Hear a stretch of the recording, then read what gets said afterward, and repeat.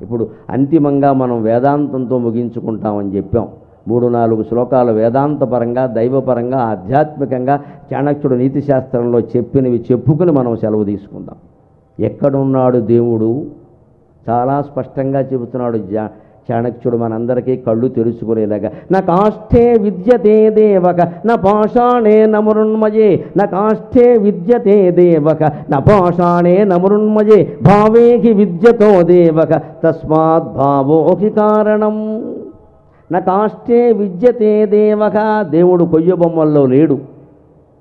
నా పాషాణే శిలా విగ్రహాల్లో కూడా లేడు. మొహమాటం లేకుండా తత్వశాస్త్రం అంతా చెబుతున్న మాట. నా మృణ్మయే మట్టి బొమ్మల్లో కూడా దేవుడు లేడు. ఎక్కడ ఉన్నాడు? ప్రార్థించేవాడి మనస్సులో ఉన్నాడు అని చెబుతున్నాడు. ప్రార్థించేవాడి మనస్సులో ఉన్నాడు. భావేహి విద్యతే దేవక, భావం అంటే మనస్సు. తస్మాత్ భావోహి విద్యతే, ఆ భావోహి కారణం. దైవ ప్రార్థనలో ప్రధాన పాత్ర దేనిదే అంటే, కాశీ నుంచి తెచ్చాం, కాకినాడ నుంచి నువ్వు తెచ్చినా ఒకటే, ఎక్కడ చెప్పక ఇవన్నీ. అక్కడి నుంచి తెచ్చాం, ఇక్కడి నుంచి తెచ్చాం, ఇంత పొడుగు అంత పొడుగు, ఇవి రుద్రాక్షలు, ఇవి తులసి పోసలు. నీ మనస్సే ఉందో అది ఆలోచించు. ఆధ్యాత్మిక వ్యవస్థలో ఎప్పుడు మనస్సే ముఖ్యమండి, విగ్రహాలు ముఖ్యం కాదండి. మరో మాట నేను చాలా ధైర్యంగా చెప్పిందే చెబుతున్నా, మహిమలు విగ్రహాల్లో ఉండవండి, మన మనస్సులో ఉంటాయండి విగ్రహాలు. మహిమలు మన మనస్సులో ఉంటాయి. మన మనస్సును బట్టే విగ్రహం మహిమ ప్రదర్శితం. విగ్రహం నుంచి మనకి మహిమ రాదండి, మన నుంచి విగ్రహానికి భక్తితో వెళ్ళే ప్రార్థన వెంటనే విగ్రహం మీద పనిచేస్తుంది. ఏ ప్రతిష్ఠ జరిగినా సరే ఆ ప్రతిష్ఠ ఎందుకు జరుగుతుంది, నిలబడుతుంది అంటే అక్కడ బ్రాహ్మణులు, మంత్రవేత్తలు ఆ దైవానికి సంబంధించిన జపం కొన్ని కోట్లు చేస్తారు. కొన్ని కోట్లు జపం చేయకుండా ప్రతిష్ఠ చేస్తే అది ఒట్టి సిమెంటు బొమ్మ. బస్టాండ్లో పెట్టిన విగ్రహం, దానికి ఏం ఉండదు అక్కడ. ఆ జపం వల్ల విగ్రహానికి ఒక శక్తి వస్తుంది. అక్కడ శక్తి ఎందులో ఉంటుంది తెలుసా మీకు? శిలా విగ్రహంలో ఉండదు, కింద రాగిరేకులో ఉంటుంది. రాగిరేకు యంత్రం అంటారు బ్రాహ్మణులు, యంత్రం పెడతారు, యంత్రంలో ఉంటుంది. మరి యంత్రమే పైకి కనపడచ్చు కదా అంటే కనపడకూడదమ్మా, నువ్వు పట్టుకెళ్ళిపోతావు అక్కడి నుంచి, ఇంట్లో పెట్టుకుంటావు. తక్కువ పెట్టి మనం ఇక్కడ దానికి మహిమ ఉందనగానే రాగిరేకు పట్టుకుపోతాడు, తవ్వేసి పట్టుకుపోతాడు. అందుకని ఏం చేశారంటే దేవాలయాల్లో ఋషులు పెద్ద వ్యవస్థ, ఆ యంత్రం కనపడకుండా దాని మీద ఇసుక సిమెంటు పెట్టి అక్కడ ఏ యంత్రంలో ఉన్న దేవుడు ఎవరో ఆ దేవుడు విగ్రహం పెట్టి దండం పెట్టుకోమన్నారు. నిజానికి విగ్రహంలో ఏముండదమ్మా, యంత్రం, అందులో ఉండే మంత్రం, అది చేసిన బ్రాహ్మణుని శక్తి, ఆ జపం దానిలో ఉంటుంది. మొహమాటం లేకుండా అన్ని వర్ణాల వారు ఉన్నారు కాబట్టి చెబుతున్నా, ఆ జపం మీరు చేయొచ్చు. అప్పుడు దేవుడు మీ గుండెల్లోనే ఉంటాడమ్మా, మీ గుండెల్లోనే ఉంటాడు. ఎవరిని ఆశ్రయించక్కర్లా, ఎవరిని ఆశ్రయం. శివాయ నమ శివాయ, నమో నారాయణాయ నమో నారాయణాయ, శ్రీమాత్రే నమః శ్రీమాత్రే నమః. ఏదో ఒక నామజపం నిరంతరం చేయండి, మీ శరీరమే దేవాలయం. శంకరాచార్య చెప్పిన మాట, దేహో దేవాలయ ప్రోక్తో జీవో దేవ సనాతనః త్యజేద్ అజ్ఞాన నిర్మాల్యం స్వగం భావేన పూజయేత్. నీ దేహమే దేవాలయం. నేను నేను అనేది లోపల ఏది వినపడుతుందో అదే దైవం, అంతకుమించలేదు. ఆ నేనుకి ప్రతిరూపాలే ఈ దేవతల రూపాలన్నీ. ఆ నేనెవరో గుర్తించగలిగితే ఇక అవసరం లేదండి, గుళ్ళోకి వెళ్ళే పని ఏం లేదు. వెడితే మంచిది, అది గుడికి ఉపయోగం, జ్ఞానికి ఉపయోగం ఏం లేదు. జ్ఞాని గుళ్ళోకి వెడితే గుడికి మంచిది, వీడికి ఉపయోగం ఏం లేదు. ప్రత్యేకంగా వాడు ఇంట్లో కూర్చున్నా ఒకటే. చదివేది అజ్ఞాన నిర్మాల్యం అన్నారు, చాలా గొప్ప మాట. అజ్ఞానం నిర్మాల్యం లాంటిది. మీరు శివాలయానికి వెళ్ళండి, బాగా అర్థమవుతుంది. శివుడి మీద పెట్టిన పూజా ద్రవ్యాలు ఉన్నాయో వాటిని నిర్మాల్యం అంటారు. లింగం మీద పెడతారుగా పూజ చేసినవి, అవి మర్నాడు పొరపాటును తొలగించలేదనుకోండి, పూజారి గారికి ఏదో అనుకోని అశౌచం వచ్చిందనుకోండి, తొలగించరు కదా, ముట్టుకోరు కదా దేవుణ్ణి. అందుకని ఆ లక్షపత్రి పూజ చేసినవన్నీ ఆకులు పువ్వులు అలా ఉండిపోయాయి అనుకోండి, శివలింగం కనపడదుగా. అప్పుడు ఏం చేయాలి? ఆయన ఏదో స్నానం చేసి వచ్చి మొత్తం మీద తొలగించాలి. ఆ నిర్మాల్యం తొలగిస్తే కానీ శివుడు కనపడ్డమ్మా. గుడిలో నిర్మాల్యం తొలగిస్తే కానీ గుడిలో లింగం కనపడదు. గుండెల్లో నిర్మాల్యం తొలగిస్తే కానీ గుండెల్లో శివుడు కనపడ్డు. గుండెల్లో నిర్మాల్యం అంటే, నిర్మాల్యం అనే శబ్దానికి ఉండే అర్థం తెలుసుకోండి, చాలా గొప్పగా ఉంటుంది. నిర్మాల్యం అంటే నిన్నటి పూజా ద్రవ్యాలు. మన మనస్సులో నిర్మాల్యాలంటే నిన్నటి జ్ఞాపకాలు మొత్తం వదిలేయాలి, మొత్తం వదిలేయాలి. నిన్నటి జ్ఞాపకాలు, రేపటి ఆశలు నీ మనస్సులో ఉన్నంతకాలం నీకు దేవుడు కనపడ్డావు. మనకందరినీ పీడించే జబ్బు ఇది. పడుకున్నామంటే నిన్నటి అబ్బో నిన్నంత వైభవంగా ఉన్నా ఈవేళ లేను, రేపు ఏమైపోతుందో, రేపు మళ్ళీ వైభవం పట్టచ్చు, పట్టకపోవచ్చు. ఏమిటి ఇక్కడ? మన గుణాలు మనం కాపాడుకుంటే అయిపోయాయి. చిన్నప్పటి నుంచి అంత వైభవంతో లేవు కదండి. చిన్నప్పుడు చిన్నపిల్లల్లా ఆడుకునే వాళ్ళం కదా, మధ్యలో పట్టింది ఒక స్థితి పోతుంది. ఏమిటట? ఇది నిన్నటి జ్ఞాపకం. నిన్న మనం కోల్పోయిందేనా, పొందిందేనా, సన్మానమేనా, అవమానమేనా, నిన్నటి జ్ఞాపకం. దాన్ని వేళ గుర్తుపెట్టుకోవాల్సిన అవసరం లేదు. రేపటి గురించిన భయం కూడా అనవసరం. ఎందుకని? పచ్చి సామెత వేదాంతంలో రేపటి కొంటామని ఏమైనా ఉందా ఇక్కడ? అనవసరంగా భయపడటం కానీ. రేపు గురించి భయపడితే రేపు పోయేవాడు ఈవేళ పోతాడు గుండెపోటు వచ్చి. భయపడకుండా ఉంటే కనీసం రేపటి వరకైనా ఉంటాడు. దానికి కంగారు పడక్కరు. అదే నిర్మాల్యానికి అంటే నిన్నటి పూజా ద్రవ్యాలు తీస్తే కానీ శివుడు కనపడినట్టే, నిన్నటి జ్ఞాపకాలు తొలగిపోతే కానీ గుండెల్లో ఉన్న శివుడు కనపడ్డండి. అందుకే చాణక్యుడు చాలా ధైర్యంగా చెబుతున్నాడు, మట్టి బొమ్మల్లో కానీ విగ్రహాల్లో కానీ కొయ్య బొమ్మల్లో కానీ లేవుడయ్యా, నీ మనస్సులో ఉన్నాడు దేవుడు అనగానే వెంటనే ప్రశ్న, ఆ దేవుణ్ణి ఎలా పట్టుకోవాలి? తర్వాత శ్లోకంలో చెబుతున్నాడు ఖచ్చితంగా. యస్య చిత్తం ద్రవీభూతం కృపయా సర్వజంతుషు, యస్య చిత్తం ద్రవీభూతం కృపయా సర్వజంతుషు తస్య జ్ఞానేన మోక్షోహి న జటాభస్మలేపనైః. యస్య చిత్తం ద్రవీభూతం కృపయా సర్వజంతుషు, ఎవడి మనస్సు బాధపడుతున్న జీవిని, మనిషిని కానీ ఏ జీవిని కానీ చూడగానే ఎవడి మనస్సు కరిగి నీరైపోతుందో ఆ మనస్సులో దేవుడు ఉంటాడు అని చెబుతున్నాడమ్మా. మనస్సులో దేవుడు ఉంటాడు. ఇప్పుడు దేవుడు ఎక్కడ ఉంటాడో ఆలోచించండి దయచేసి. విగ్రహాల్లో ఉండడం, మన మనోనిగ్రహంలో ఉంటాడు. ఆ మనస్సును మనం బాగు చేసుకోకుండా 12 జ్యోతిర్లింగాలు తిరిగినా, 18 శక్తిపీఠాలు తిరిగినా, అన్నీ బస్టాండ్ చుట్టూ రైల్వే స్టేషన్ చుట్టూ తిరగడంతో సమానం. ఏ ఫలితము రాదు. అనవసరంగా మాయలో పడకండి. సంస్కరించుకోవలసింది మన మనస్సుని. ఈ కుళ్ళుబోతు ఆలోచనలు మాన్నప్పుడు నువ్వు ఎన్ని పీఠాలు తిరిగితే ఏం ఉపయోగం? తీరా కాశీ పెడతాం మనం, అక్కడి నుంచి ప్రసాదం పట్టుకొస్తాం. ఆ ప్రసాదం ముందెవరు తినాలి వెనకెవరు తినాలని ఇంట్లో యుద్ధం మొదలైంది. ఈ యుద్ధం ఉన్నాక కాశీ ఎందుకమ్మా? ప్రసాదం విలువ పెంచేస్తాం మనం. ప్రసాదం అంటే దైవానుగ్రహం. వేదాంత శాస్త్రంలో ప్రసాదానికి అర్థం లడ్డు కాదు, దైవానుగ్రహం. అది అనుగ్రహం, దానికి ఒక సింబల్. అది నువ్వు ఎన్ని లడ్డూలు పట్టుకొచ్చినా అది ప్రసాదం కాదు. పైగా విచిత్రంగా మాట్లాడతా, మేము 3 లడ్డూలు కొన్నాం, ఎలాగ బ్లాకులో కొన్నాడు. దేవుడు లడ్డూలు బ్లాకులో కొన్నావు, నేను దేవుడు ఊరుకుంటాడు, మొత్తేస్తాడు పట్టుకుని. ఇక్కడ బ్లాకులో కొంటావు, పైగా సిగ్గులే చెబుతున్నావు. ఇక్కడ బ్లాకును నువ్వు ప్రోత్సహిస్తున్నావు. ఎందుకంటే ఇవాళ పెళ్ళిళ్ళలో, పిల్లల పుట్టినరోజులో తిరుపతి లడ్డూలు పంచిపెడుతున్నారండి. ఎంత తప్పు! దేవుడు ప్రసాదం తీసుకొచ్చి అందరికి ఎలా వచ్చింది నీకు అసలు ఇన్ని లడ్డూలు? ఎంతమంది పేదవాళ్ళు అక్కడ క్యూలో నిలబడి ఇంత లడ్డూ ముక్క దొరక్క ఏడుస్తూ పోయారండి. వాళ్ళు ఏడుచిందే కదా మనకి ఇది వచ్చింది. ఎవరినో ఒక పెద్ద ఆయన పట్టుకున్నా మన ఇంటికి వచ్చేసి 1000 ప్యాకెట్లు. ఇవన్నీ దేవుడికి తెలియదు అనుకుంటున్నారా? మొత్తేస్తాడు, మొత్తం మొత్తేస్తాడు కూర్చోబెట్టి. చేసిన పాపాలన్నిటికీ శిక్షలు ఉంటాయి, అనుమానం ఎలా. ఈ మధ్యనే వరంగల్లో గరుడ పురాణం మీద మాట్లాడిన 21 నరకాలు, 21 పాపాలు, 21 శిక్షలు చెప్పా. త్వరలో విడుదల. మా యూట్యూబ్లో వస్తుంది, మొత్తం చూడండి. పాపాలు తగ్గుతాయి కనీసం. పూర్తిగా చెప్పే మొహమాటం లేకుండా. 21 నరకాలు, 21 పాపాలు, 21 శిక్షలు. భయంకరమైన శిక్షలు ఉంటాయి, మామూలుగా ఉండవు. ఇవాళ కల్తీ జరుగుతుంది ఆహారంలో, నూనెల్లో, వాటిలో. ఈ కల్తీ వాటికి శిక్ష ఏమిటంటే కాగే నూనెలో వీడిని లోపలికి దించి వేయించి ఎలాగుంది అబ్బాయా, ఏడిగుందా సల్లగుందా అబ్బాయ అంటారండి ఖచ్చితంగా. అది పాట. మాయిదారు మల్లిగాడి సినిమాలో కృష్ణగాడు పడతాడు ఈ పాట. శుభ్రంగా ఇలా ముంచి తేల్చి నూనెలో అది కలిపావు కదా, నెయ్యిలో ఇది కలిపావు కదా, వ్యాపారం ఉంది కదా, అన్నీ కలిపేసావు కదా, కలుపు తీ. ఏడిచినా మొత్తుకునేవాడు ఎవడు లేడు ఇక్కడ. కల్తీ చేసేవాళ్ళు అందరూ ఆలోచించండి దయచేసి. ఏంది ప్రతి దాంట్లో ఏదో ఒకటి కలిపేసేయి. మన వ్యాపారం మనది, మన లాభాలు మనవి. ప్రపంచం ఏమైపోయినా పర్వాలేదు, అన్నిటికీ శిక్షలు ఉన్నాయి. అందుకే ఆలోచించుకోవాల్సింది మనస్సుని. అందుకే చెబుతున్నాడు చాణక్యుడు ఇక్కడ, యస్య చిత్తం ద్రవీభూతం కృపయా సర్వజంతుషు. ఎవరి మనస్సు బాధపడుతున్న వ్యక్తిని చూసి చలిస్తుందో, ద్రవిస్తుందో, ఉపకారం చేయాలని స్పందిస్తుందో అక్కడ ఉంటాడు దేవుడు. తస్య జ్ఞానేన మోక్షోహి. ఆ జ్ఞానంతోనే అతను మోక్షం పొందుతాడు. ఇంకా స్పష్టంగా చెప్పాడు మన అజ్ఞానాన్ని పోగొట్టడానికి, నా జటా భస్మ లేపనైకి. నువ్వు జడలు పెంచుకున్నా, కాషాయాలు కట్టినా, బూడిద పూసిన ఏం ఉపయోగం లేదయ్యా, లోపల ఏముందో చెప్పమని చెప్పాడు స్పష్టం. దాన్నే తుమ్మల సీతారామూర్తి చౌదరి గారు అద్భుతమైన పద్యంలో చెబుతాడమ్మా. కోవెలలో గంగానది రేవులలో, కోవెలలో గంగానది రేవులలో, రామకోటి రేఖలలో లేడు. కోవెలలో గంగానది రేవులలో, రామకోటి రేఖలలో లేడు. ఏవాని ఎడద కరుణకు నావాలంబు, ఏవాని ఎడద కరుణకు నావాలంబు, అతని ఎందె హరివసించున్. శ్రీ మహావిష్ణువు కోవిల్లో ఉండడు, గంగానది రేవుల్లో ఉండడు, రామకోటి రేఖల్లో 100 పుస్తకాలు రాసినా ఉండడు. ఎందుకంటే ఈ పుస్తకాలన్నిటికీ మనం ఫలితం ఆశిస్తున్నాం. ఇక్కడ రామకోట రాసుకోమని ఎందుకు చెప్పారంటే 70 ఏళ్ళు దాటిన వాళ్ళు ఇంట్లో వాళ్ళని పీక్కు తినకుండా ఉండడానికి చెప్పారు. కాలక్షేపం. దాని జోలికి రాకి కొడుకుని కోడల్ని వాళ్ళ కాపురాలు వాళ్ళని చేసుకొని, లేకపోతే వేలెట్టి కెలికి చంపేస్తారు ఇక్కడ. మా మాట వెంటలా యమధర్మరాజు వింటాడు. అయ్యా నీ మాట త్వరలో వస్తాడు. ఎందుకు వచ్చిన గొడవ ఇది? మాట వెనకపోతే ఏమైంది? అసలు మన మాట వెనకపోతే ఎంత మంచిదంటే అంత సుఖం ఇంకెవడికి చెప్పక్కల. మన దాన్ని మనం ఉండొచ్చు. కానీ మన అహం ఉండనీయదు. 90 ఏళ్ళు వచ్చినా మన మాటే సాగాలి ఇక్కడ. ఎందుకంటే ఆ పెత్తనం వదిలిపారాక. అందుకోసం పెట్టారని రామకోట. యువకులు రామకోట రాయడం ఏంటండి? యువకులు సమాజానికి సేవ చేయాలమ్మా. రామకోట రాసి సమయాన్ని వృధా చేయకండి, దయచేసి పిచ్చి పనులు చేయకండి. అది ముసలాళ్ళ కోసం చెప్పారు అది.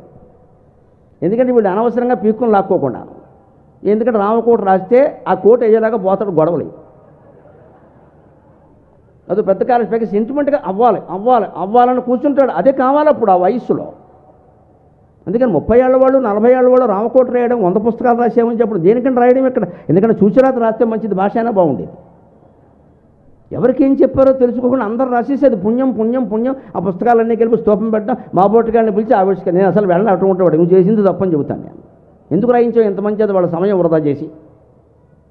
ముసలాళ్ళు 70 ఏళ్ళు 80 ఏళ్ళు వాళ్ళు వేరే అనవసరపు గొడవలు పెట్టుకోకుండా, చికాకులు పెట్టుకోకుండా వాళ్ళ కోసం చెప్పారు. ఏదో రాస్తూ కూర్చుంటే ఎప్పుడో రాస్తూ బే అంటాడు, గొడవ వదిలిపోయి. అందుకోసం చెప్పింది మనం వాడితే. అందుకే చెబుతున్నాడు స్పష్టంగా, కోవెల్లో కానీ గంగానది రేవుల్లో కానీ రామకోట రేఖల్లో కానీ దేవుడు ఉండడు. ఎవడు ఎదుటివాడి బాధ చూసి వెంటనే స్పందిస్తాడో ఆ హృదయంలో మాత్రమే ఉంటాడు దేవుడు.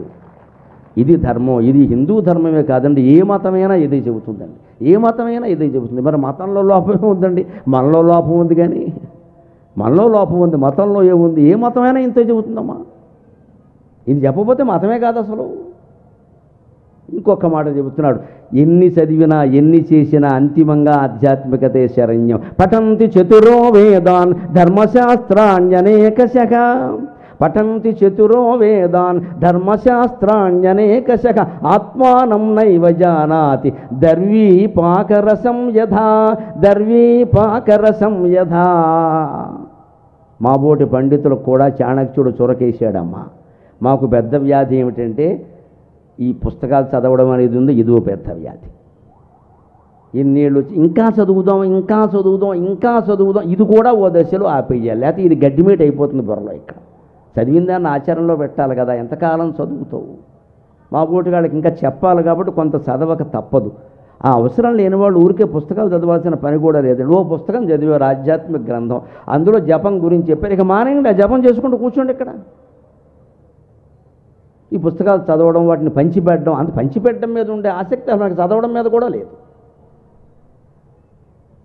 అదే తెలుసుకోవాలి. పఠంతి చతురో వేద, 4 వేదాలు చదివినా సరే, ధర్మశాస్త్రాన్ని అనేకశః, ధర్మ శబ్ద జ్యోతిస్తర్క మీమాంసాది సమస్త శాస్త్రాలు చదివినా సరే, మత్స్య పురాణం, మార్కండేయ పురాణం, కూర్మ పురాణం, వరాహ పురాణం, అగ్ని పురాణం, నారసింహ పురాణం, పద్మ పురాణం, లింగ పురాణం, గరుడ పురాణం, ఇలా 18 పురాణాలు చదివినా సరే ఆత్మానం నైవ జానంతి. నువ్వెవరో నీకు తెలుసా? ఒకటే ప్రశ్న రమణ మహర్షి వేసింది, నేనెవరు. ప్రతిరోజు రాత్రి పడుకునే ముందు 5 నిమిషాలు ఈ విచారణకు కేటాయించండి.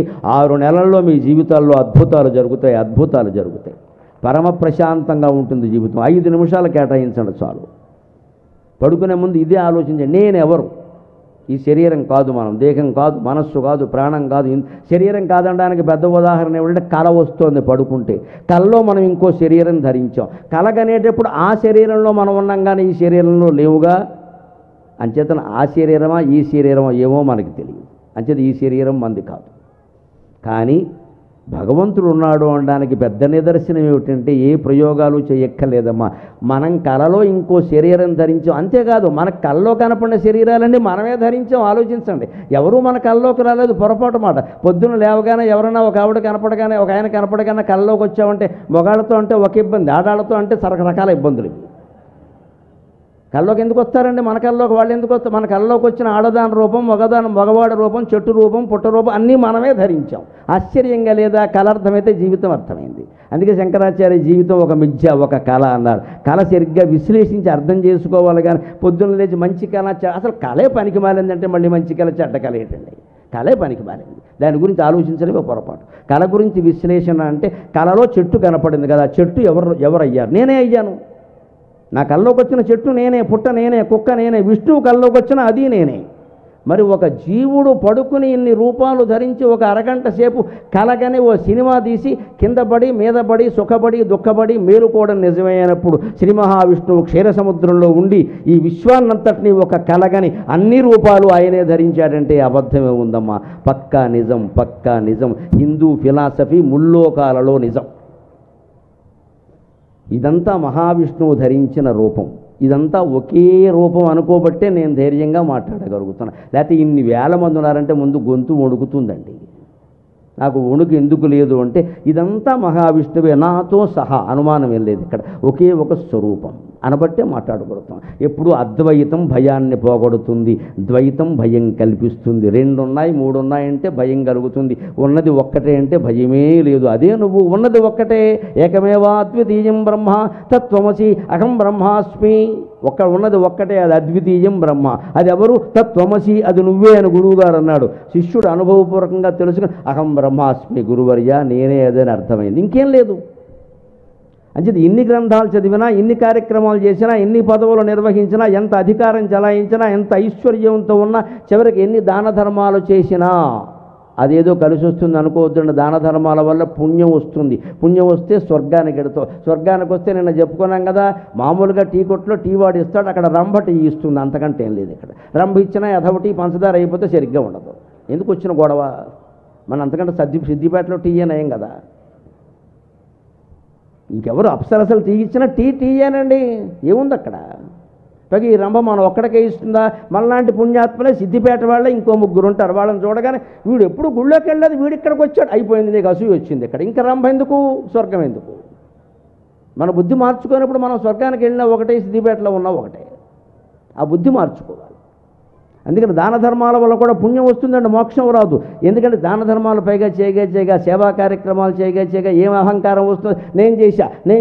నేనే చేశా ఇంకెవరూ చేయాల. ఇది పోయేంత వరకు మోక్షం లేదు ఇక్కడ. ఈ అహంకారం రాకుండా ఉండాలి అంటే నేను కేవలం యంత్రంగా వినియోగింపబడ్డా, అదిగో పార్వతీ పరమేశ్వరుడే ఇదంతా చేశారు అనే భావన ఉండాలి. అది మోక్షం. ఆత్మానం నైవజానంతి. అందుకని నేను అనేది ఎవరో నువ్వు తెలుసుకోకపోతే అంతా దండగే. ఎటువంటి చెప్పాడు? ఉదాహరణ చెప్పాడు. దర్వి పాకరసం యథా. దర్వి అంటే తెడ్డు, పాకరసం అంటే వండే పదార్థం. ఒక ఆయన పరవాన్నం పాయసం వండుతున్నాడండి. ఆ పాయసంలో తెడ్డు పెట్టి తిప్పుతారు కదా. తిప్పాక ఆయనకి ఆ తెడ్డుతో పాయసం ఇలా తీసి తెడ్డు ఇందులో తిరిగావు కదా అని తెడ్డు పైకి లేపి ఈ పాయసం యొక్క రుచి ఏమి అన్నట్టు తెడ్డు చెబుతుందా? చెప్పలా. కానీ ఆ తెడ్డు పైకి లేపినప్పుడు పొరపాటున ఒక పాయసం బొట్టు ఈయన నాలిక మీద పడింది. నాలిక వెంటనే చెప్పింది బ్రహ్మాండంగా ఉందని. అప్పుడు ఆయనకు రాకుండా ఆలోచన ఒకటి వచ్చింది. నాలిక బయట ఉంటేనే రుచి ఇంత గ్రహించింది కదా, ఇందులో పెట్టి తిప్పితే ఇంకా బాగా ఎంత తిప్పుతుందో అనుకున్నాడు. అని నాలికెట్టి పాయసం తిప్పాడు. నాలిక కాలిపోయింది కానీ రుచి తెలియలా. పైగా నాలిక కాలిపోతే వాడి కర్మ, పాయసం ఎంగిలింది, ఇది మన కర్మ. ఆ పాయసం మనకు వడ్డిస్తే ఈ ఊరికే చర్చలు చేయడం టీవీల్లో చేస్తూ ఉంటారు. ఇదంతా ఇంతే, ఈ చెడ్డెట్టి తిప్పడమే. దీనివల్ల కలిసి వచ్చేది ఏమీ లేదు. ఏ పార్టీ వాడు ఆ పార్టీ వాడిని సమర్థిస్తాడు, చర్చిస్తారు. నాకు అర్థం కాదు ఎప్పుడు కూడా. వాడిని సమర్థిస్తాడు ఏం చేసినా సరే. ధర్మం చెప్పడం. పైగా ఒకడు మాట్లాడుతుంటే ఇంకోటి మాట్లాడతాడు. ఇన్ని వేల మంది ఉన్నా ఒక్కడనే మాట్లాడిస్తున్నారు. మీకు నమస్కారం.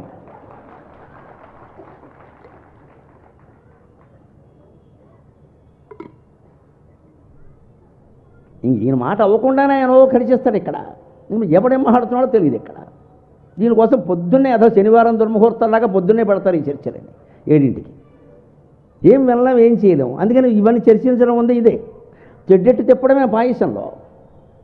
నువ్వు చెడ్డు ఎంత తిరిగినా రుచి గ్రహించలేదు.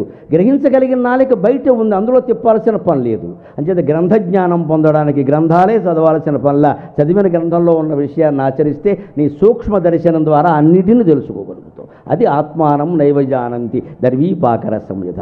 చివరిగా ఒక్క శ్లోకం చెప్పుకుని మనం తెలుసుకుందాం. దేవుడు ఎక్కడ ఉన్నాడో పదార్థాల ద్వారా ఎలా గ్రహించవచ్చో చెబుతున్నాడు చాణక్యుడు నీతి శాస్త్రంలో. ఈ జ్ఞానం పొందగలిగితే ఎలా ఉంటారంటే పుష్పే గంధం తిలే తైలం కాష్ఠేగ్నిం పయసి ఘృతం ఇక్షౌ గుడం యథా తథా దేహే పశ్యాత్మానం వివేకినః పశ్యాత్మానం వివేకతః. పుష్పే గంధం తిలే తైలం కాష్ఠేగ్నిం పయసి ఘృతం ఇక్షౌ గుడం తథా దేహే పశ్య ఆత్మానం వివేకతః. పువ్వులను అందరూ చూస్తూ ఉన్నాం కదా, పువ్వు దగ్గరికి మనం వెళ్ళగానే సుగంధం వచ్చింది కదా, మీరు ఎంత పరిశీలనైనా చేసి పువ్వులో గంధం ఎక్కడుందో పట్టుకోండి. ఎన్ని ప్రయోగాలు చేసినా పువ్వు నుంచి గంధాన్ని విడదీయలేము. పువ్వులో గంధం ఎక్కడుందో ఎలా తెలియనట్టు ఈ సృష్టిలో భగవంతుడు ఎక్కడున్నాడో కూడా ఎలా తెలియదు, కానీ ఉన్నాడు. పువ్వులో గంధం ఉన్నట్టు. పువ్వులో గంధం ఉందా లేదా దాన్ని ముక్కు గ్రహించగలుగుతోంది, కానీ ఎలా పువ్వును నలిపేసినా చీకి కోసేసినా గంధం బయటికి రాదండి. ఇదంతా ఒక్కటే అని తెలుసుకోగలిగితే ప్రతిదీ సుగంధంగానే ఉంటుంది. తిలే తైలం ఇంకో ఉదాహరణ, నువ్వుల నుంచే నూనె వస్తుంది, కానీ ఏ నువ్వు గింజను పట్టుకున్నా అందులో నూనె ఎక్కడుందో ఎంత ఉందో తెలియదు, కానీ 10 కేజీ నువ్వులు గానుగులో పోసాడించగానే బ్రహ్మాండంగా నూనె వస్తుంది. పుష్పంలో గంధం ఎలా ఉందో నువ్వుల్లో నూనె ఎలా ఉందో. ఇంకో మాట, కాష్టే అగ్నిం, చెట్టులో కొయ్యలో అగ్ని ఉందండి. వేదం చెప్పిన మాట ఏమిటో తెలుసా? అగ్ని అనడానికి నీరు అనడానికి ఏమంటారు? కెమిస్ట్రీ పరిభాషలో H2O అంటారు. హైడ్రోజన్ 2 అణువులు, ఆక్సిజన్ 1 అణువు, అంతే కదా. ఇవి రెండు కలిస్తే H2O నీరు అయింది అన్నారు. అది వేదం ఎప్పుడో చెప్పింది, కొన్ని లక్షల ఏళ్ల క్రితం. ఆపోరగ్ని అగ్నేరాపక, అగ్ని నుంచి నీరు పుట్టింది అని చెప్పింది. తస్మాద్వాయ తస్మాదాకాశ సంభూతక ఆకాశాద్వాయు వాయోరగ్ని అగ్నేరాపక అభ్య పృథివీ పృథివ్యామోషధయక ఓషధీభ్యో అన్నం అన్నాత్ పురుష సవాయేష పురుషోన్నర సమయక ఇత్యుపనిషత్తు అని ఉపనిషత్తు చెప్పింది. అగ్నేరాపక, ఆకాశం నుంచి వాయువు పుట్టింది, వాయువు నుంచి అగ్ని పుట్టింది, అగ్ని నుంచి నీళ్లు పుట్టి, అగ్ని నుంచి నీళ్లు పుట్టమేంటి మనం ఆశ్చర్యంగా ఉంటుంది. వేదాన్ని ఏమంటాం మనం? ఆ రోజుల్లో అలా ఆ రోజుల్లో భావించడం కాదు నాయన, అది శాస్త్రం. నీ ఇంగ్లీష్ ఏం చెప్పింది ఇక్కడ? సైన్స్ H2O అన్నారు. హైడ్రోజన్ అంటే తనంత తాను మండిపోయే వాయువు, ఆక్సిజన్ అంటే మండడానికి సహకరించే వాయువు. తనంత తాను మండిపోయే వాయువు 2 అణువులు, మండడానికి సహకరించే వాయువు 1 అణువు కలిపి నీరు పుట్టిందంటే అగ్ని నుంచి నీరు పుట్టినట్టు కదా అజ్ఞానం. కానీ H2O అంటే 2 అగ్నులు, హైడ్రోజను అగ్నిమయమే, ఆక్సిజన్ అగ్నికి సహకరించేదే. అగ్నికి సహకరించే వాయువు ఒకటి, తనంత తాను అగ్నిగా మారిపోయి కాలిపోయే వాయువు ఒకటి. ఈ రెండింటి నుంచి నీరు పుట్టిందంటే అగ్ని నుంచి నీరు పుట్టినట్టే కదా. అగ్నేరాపక అంటే హిందూ మతం, H2O అంటే సైన్సు. నీ అజ్ఞానానికి నమస్కారం. సంస్కృతంలో చెప్పినంత మాత్రాన మతం అంటే ఎలాగండి? అది విజ్ఞానం కదా. అది మన వాళ్ళు చెప్పారు, అందుకే చెబుతున్నాడు ఇక్కడ. కాష్టే అగ్ని, చెట్టులో అగ్ని ఉందండి. ఎలా దొరుకుతుంది? చెట్టులో అగ్ని లేకపోతే, ఇప్పుడంటే అగ్గిపెట్టెలన్నీ వచ్చాయి, కానీ పూర్వం యజ్ఞం చేసినా ఏం చేసినా కట్టె మధించడమే కదండి. మరి మధిస్తే అగ్ని వచ్చిందంటే లోపల అగ్ని లేకుండా బయటికి అగ్ని వస్తుందా? అంతేకాదు, చెట్టులో అగ్ని ఉందనడానికి ఇంకో ప్రత్యక్ష సాక్ష్యం చెబుతా. చెట్టు మొదట్లో నీరు పోస్తున్నాం, 1 గంట తర్వాత 2 గంటల తర్వాత చూస్తే చిగురాకుల్లో వికాసం కనపడింది, గమనించండి. అంతకుముందు ఎండిపోయి ఉన్నాయి చిగురాకులు. మొదట్లో నీళ్లు పోసాం, మొక్క మొదట్లో ఎక్కేవాడు బకెట్ పట్టుకుని చిగురాకులు తడపడ కదా, అంత పిచ్చాడు ఇంకా పొట్ల కింద. మొదట్లో నీళ్లు పోసాం, 2 గంటల్లో చూస్తే చిగురాకులు నిన్న వాడిపోయి ఉన్నవి ఇవాళ వికసిస్తాడు. అంటే ఇక్కడ పోసిన నీరు ఎక్కడికి వెళ్ళిందా? లేదు. ఎలా వెళ్ళింది? నీరులా ఉంటే పైకి ఎలా పెడుతుందండి? నీరు పల్ల మెరుగు నిజము దేవుడు ఎరుగు. నీరు కిందకెడుతుంది కానీ పైకి వెళ్ళదు కదా. నీరు ఆవిరిగా మారింది. నీరు ఆవిరిగా మారిందంటే చెట్టులో అగ్ని ఉన్నట్టా లేదా? ఇది చాణక్యుడు 1000 ఏళ్ల క్రితం చెప్పిన మాట. చాణక్యుడు కూడా చెప్పలే, వేదంలో ఉన్నమాట ఇది. కాష్టే అగ్ని, కొయ్యలో అగ్ని ఉంది, నీకు ఏమైనా కనబడుతుందా? ఒక్కసారి అంటించు, అది అంటుకుంటుందంటే అగ్ని లక్షణం లేకపోతే అంటుకోదు కదా. అన్నీ అంటుకోవు కదా. ఫ్యూయల్ ఇంధనం రూపంలో ఉన్నదే అంటుకుంటుంది, మిగిలినవి అంటుకోవు కదండి. ఏది పడితే అది అంటిస్తే, నీటి మీద అగ్గిపుల్ల వేస్తే ఆరిపోతుంది, అంటుకోదు కదా. అందులో అగ్ని లేదు. కట్టెలో అగ్ని ఉంది, బట్టలో అగ్ని ఉంది, మనిషిలో అగ్ని ఉంది, కాబట్టి వీళ్ళు కాలిపోతారు.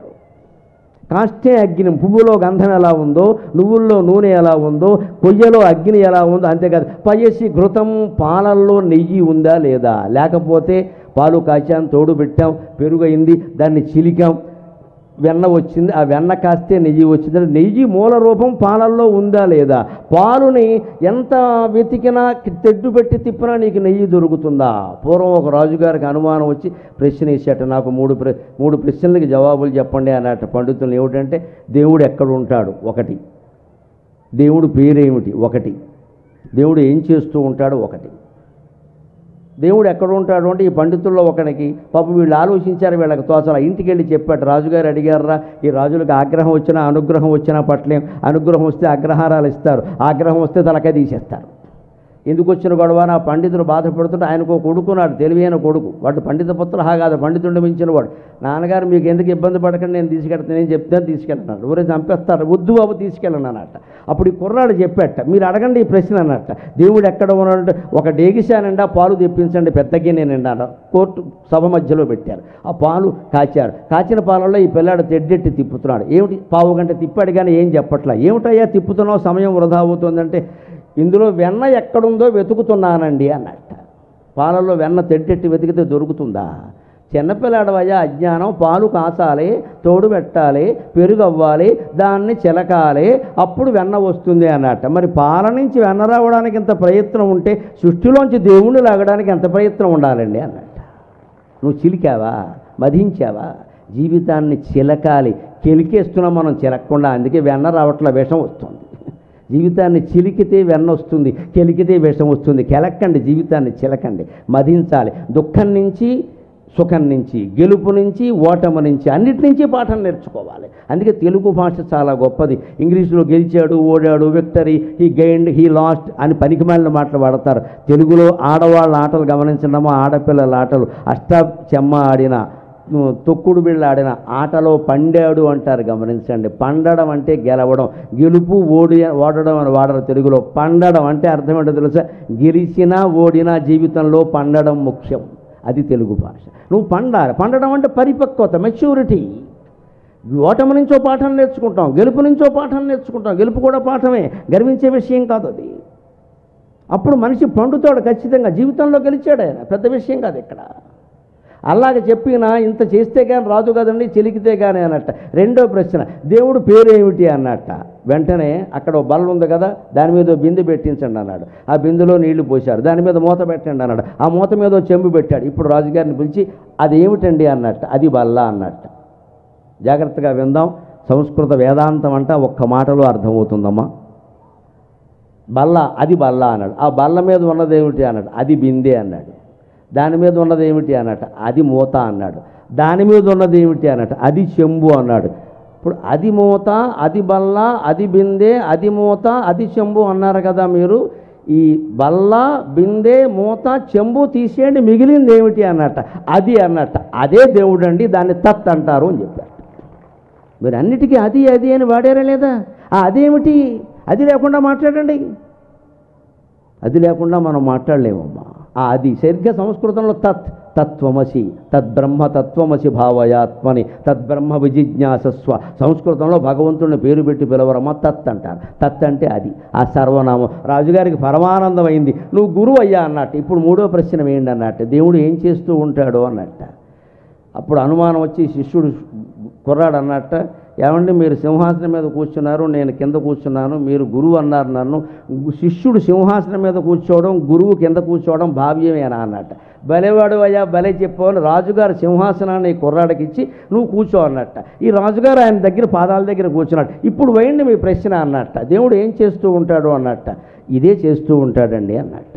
పైవాడిని కిందికి దింపుతాడు, కిందవాడిని పైకి ఎక్కిస్తాడు. ఇదే దేవుడు చేసే పని అన్న. అది ఆటే, ఇది ఆటే, తేలిగ్గా తీసుకోవయ్యా జీవితం అన్నారు. అందుకని పయస్సి ఘృతం, పాలల్లో ఉండే నెయ్యి ఎలా వస్తుందంటే దాన్ని కాచాలి, తోడు పెట్టాలి. ఒక్క చుక్క, మజ్జిగ చుక్క కుండెడు పాలల్లో వేయగానే మర్నాటికి పెరుగుగా మారుతోందండి. భగవద్ విలాసానికి ఇంతకంటే ఉదాహరణ కావాలా? మనం కలగంటున్నా సరే, వేరే శరీరంలో ఉన్నా మన శరీరం ఊపిరి తీస్తూనే ఉందండి తెల్లారే వరకు. ఆ ఊపిరి దేవుడు అని చెప్పడానికి వేరే ఉదాహరణ కావాలా? లేకపోతే మనం చచ్చిపోమా తెల్లారేసరికి? మరి శరీరం చేత ఊపిరి తీస్తున్నది ఎవరండి? భగవంతుడు. కాకపోతే మహాశక్తి, ఆదిశక్తి రమేయాత్మ పరమా భావనాకృతికి. అలాగ పయసి ఘృతం. ఇంకో ఇక్షము గూడం, చెరుకు గడలో బెల్లం ఉంది కదా, చెరుకు గడ నుంచి బెల్లం ఎంత శ్రమ పడితే బెల్లం వస్తుంది ఇక్కడ. అందుకని చెరుకు గడలో బెల్లం ఎలా ఉందో, పుష్పంలో గంధం ఎలా ఉందో, నువ్వుల్లో నూనె ఎలా ఉందో, కట్టెలో అగ్ని ఎలా ఉందో, పాలల్లో నెయ్యి ఎలా ఉందో, ఆ రకంగానే ప్రతి జీవిలోనూ దేవుడు ఉన్నాడయ్యా. నువ్వు చిలకాలి, మదించాలి, పట్టుకోవాలి అన్నాడు. అది దేవుణ్ణి పట్టుకునే విధానం. అంటే చేయవలసింది ఏమిటో తెలుసుకుని మనం సెలవు తీసుకుందాం. హృదయజ్యోతిని మించి వెలుగునది ఈ ఈరేడు లోకమ్ములన్ వెదకన్ వ్యర్థముగాక కనబడునా. హృదయజ్యోతిని మించి వెలుగునది ఈ ఈరేడు లోకమ్ములన్ వెదకన్ వ్యర్థముగాక కనబడునా. వెలుగు రే వెలుగులందు అది ఏ వెలుగుచునుండెనంచు. వెలుగు రే వెలుగులందు అది ఏ వెలుగుచునుండెనంచు నిగమ వ్యాఖ్యానములు తెల్పవే. వెలుగు రే వెలుగులందు అది ఏ వెలుగుచునుండెనంచు నిగమ వ్యాఖ్యానములు తెల్పవే. కదలంగా బని లేదు దానిగన కదలంగా బని లేదు దానిగన రాగద్వేషముల్ వీడుమీ. ఇది ఇష్టదైవం కావ్యంలో నేను అలినటువంటి పద్యం ఇది. హృదయ జ్యోతిని మించి వెలిగేది 14 లోకాల్లో ఎక్కడా కనపడదు. ఈరేడు అంటే 2 ఏళ్ళు. తెలుగు భాష అంత విశిష్టమైనది. ఈరు అంటే 2 అని అర్థం. రెట్టింపు ఈరు 7, ఈరు ఇంటూ 7 అంటే 7కి రెట్టింపు 14 అన్నమాట. ఈరేడు లోకాలంటే 14 లోకాలు. ఈరేడు లోకాల్లో 14 లోకాల్లో కూడా మన హృదయంలో వెలిగే జ్యోతిని మించింది వేరే బయట ఎక్కడా లేదండి. వెలుగు రే వెలుగులందు అది ఏ వెలుగుచునున్నదంచు నిగమ వ్యాఖ్యానములు తెల్పవే. నిగమం అంటే వేదం. వేదంలో ఉన్న మాటలు మనకేం చెబుతున్నాయంటే వెలుగు అంటే సూర్యుడు, రే వెలుగు అంటే చంద్రుడు. వాళ్ళలో ఉండే కాంతి నీ హృదయంలో ఉండే కాంతి ఒక్కటేనయ్యా అన్నారు. స యశ్చాయం పురుషే యశ్చాశావాదిత్యే స ఏకః చ ఏవం వితు అస్మాల్లోకాత్ ప్రేత్య ఏతమన్నమయమాత్మానముపసంక్రమ్య ఏతం ప్రాణమయమాత్మానం ఉపసంక్రమ్య ఏతన్మనోమయమాత్మానముపసంక్రమ్య ఏతద్విజ్ఞానమయమాత్మానముపసంక్రమ్య ఏతదానందమయమాత్మానముపసంక్రమ్య ఇత్యుపనిషతు అని చెప్పింది వేదం. ఈ లోపల ఉంది, దాన్ని తెలుసుకునే ప్రయత్నం. యశ్చాయం పురుషే, నీ గుండెల్లో ఏది ఉందో యశ్చాసావాదిత్యే, ఆదిత్యంలో కూడా అదే ఉంది, చంద్రుల్లో కూడా అదే ఉంది, సమస్త సృష్టిలోనూ అదే ఉంది. అంచేత హృదయ జ్యోతిని మించి వెలిగేది 14 లోకాల్లో ఎక్కడా ఉండదు. ఇంత అయితే దాన్ని పట్టుకోవడం ఎలాగంటే కవి చెబుతున్నాడు ఇక్కడ, కదలంగా పని లేదు దాని గన. దాన్ని చూడడం కోసం ఎక్కడికి వెళ్ళక్కల్లా, రాగద్వేషాలు విడిచిపెడితే చాలండి. అదే ప్రధాన సమస్య. మన మనస్సులో ద్వేషం విడిచిపెట్టమంటే ఒప్పుకుంటాం మనం, రాగం కూడా విడిచిపెట్టాలి. రాగం అంటే బెళకరీను బేగడ కాదు, రాగం అంటే మమకారం, ఇష్టం. సంగీతంలో రాగం కాదు ఇక్కడ. రాగం ఉంటే ద్వేషం ఉంటుంది, రాగం లేకపోతే ద్వేషం ఉండదండి. అంచేత ఇష్టాలు కూడా తగ్గించుకోవాలి. వయస్సు పెరుగుతున్న కొద్దీ ఇష్టాలు తగ్గించుకోవాలి. 60 ఏళ్ళు దాటాయంటే భార్య ఏం వడ్డిస్తే అది తినాలి, లేకపోతే వండుకో అంటారు. ఏం చేస్తాను అక్కడ? ఇంకా ఇష్టాలు తగ్గించుకోవాలి. ఉప్పు ఎక్కువైంది, కారం ఏదో ఎక్కువ అవుతుంది, తక్కువ అవుతుంది, ఇంకా ఓనాడికి ఊపిరి తక్కువ అవుతుంది, పోతాం, గొడవ వదిలిపోతుంది. ఆ వడ్డించింది తింటే మళ్ళీ పెడతారు, లేకపోతే వండుకో అంటారు. చస్తాం ఇక్కడ. అందుకని వంకలు ఎట్టకుండా భోజనం చేయాలి. రుచులు దోషం వంచు బోనాడితే 40 ఏళ్ళు దాటి అంటే రుచులు క్రమంగా వదిలే. నాకు పొద్దున్న ఇది ఉంటే కానీ నడవదు, సాయంత్రం ఏమి ఉండద్దమ్మా. నమ శివాయ నమో నారాయణాయ శ్రీమాత్రే నమః అనే నామం మాత్రమే మన మనస్సులో ఉండాలి, ఇంకేమీ ఉండక్కర్లేదు. అలా ఉంటే జీవితాన్ని గెలవగలుగుతాం ఖచ్చితంగా. అటువంటి జీవితాన్ని ధైర్యంగా ఎదుర్కోవడానికి అవసరమైన జ్ఞానం మీకు ఈ 3 రోజుల్లో అందిందనే నేను భావిస్తున్నా. ముగిస్తూ ఒక్కటే మాట, ఇన్ని మాటలు నేను 3 రోజులు 3 రోజులు 6 గంటలకు పైగా మాట్లాడగలిగాను అంటే తెలుగు భాష కారణం. తెలుగు భాష కారణం. దాన్ని మర్చిపోవద్దు దయచేసి. బళ్ళో ఇంగ్లీషు మాట్లాడితే వేరే విషయం, ఇంట్లో తెలుగు మానేశారేమండి. పిల్లల కోసం ముసలాళ్ళు కూడా ఇంగ్లీషు నేర్చుకుంటున్నారు. చావుగాలానికి లావు దుఃఖం అంటారు దీన్ని. మామగారు భాష మనవరాలకు నేర్పడం మానేసి మనవరాలకు మాట్లాడడం కోసం మామగారు కోచింగ్ సెంటర్లో జరుగుతుంది. ఇక్కడ కర్మ అంటారు దీన్ని, చావుగాలానికి లావు దుఃఖం అని. ఆ భాష మర్చిపోతున్నాం. ఆ భాష లేకపోతే మేము ఎవరు ఏం చెప్పినా నిలవదమ్మా. అందుకని తుదిగా నాది ఒకటే అభ్యర్థన, ఇంటనైనను బయటనేని మాట్లాడుచో తెలుగులో మాత్రమే పలుకవలయు.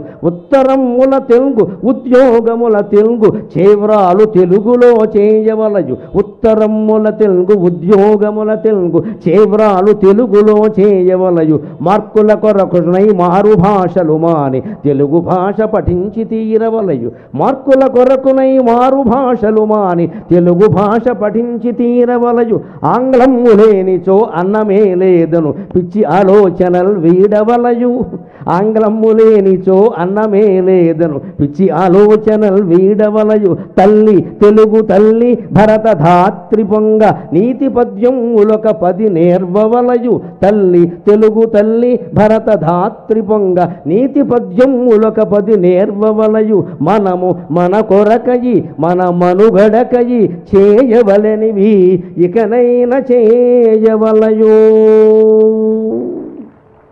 స్వస్తి ప్రజాభ్య పరిపాలయంతాం న్యాయ్యేన మార్గేణ మహీం మహీషాః గోబ్రాహ్మణేభ్యః శుభమస్తు నిత్యం. లోకాః సమస్తాః సుఖినో భవంతు. లోకాః సమస్తాః సుఖినో భవంతు. లోకాః సమస్తాః సుఖినో భవంతు. స్వస్తి. जय बोल गजानन भगवान की, जय बोल राजा रामचंद्र भगवान की, जय बोल सद्गुरु महाराज की. మనకు అమోఘంగా అద్భుతంగా సనాతన ధర్మాన్ని ఆధునిక యుగంలో మనం పాటించి ఏ విధంగా మన జీవితాన్ని సన్మార్గంలో ముక్తి మార్గం పొందొచ్చో మనకు నేర్పిన గురువు గారికి గట్టిగా చప్పట్లతో ధన్యవాదాలు తెలియజేద్దాం. जय बोल राजा रामचंद्र भगवान की, जय बोल पवन सुत हनुमान की, जय बोल सद्गुरु महाराज की. ఈ కొండంత గురువు గారికి మనం ఏమిచ్చినా తక్కువే కాబట్టి మనపూర్వకంగా మన మనస్సులో స్వామివారి పాదాలు తలుచుకుంటూ గట్టిగా చప్పట్లు కొట్టుతూ మన కార్యక్రమాన్ని అందించిన సిద్దిపేట ధార్మిక ఉత్సవ సమితికి ఆద్యురైన మన అన్నగారు హరీష్ అన్నగారిని వేదిక మీదకి రావాలని కోరుకుంటున్నాం. సిద్దిపేట ధార్మిక ఉత్సవ సమితిని 2020లో స్థాపించి అద్భుతంగా 2020లో సిద్దిపేటలో మనం అమర్నాథ్ గుహ ఏర్పాటు చేసి మహాశివరాత్రి రోజు సుమారు 1000 మందికి దర్శింపజేశారు. దాంట్లో ప్రధానమైన పాత్ర మన అన్నగారిదే కాబట్టి అన్నగారికి కూడా గట్టిగా ఒకసారి చప్పట్లు.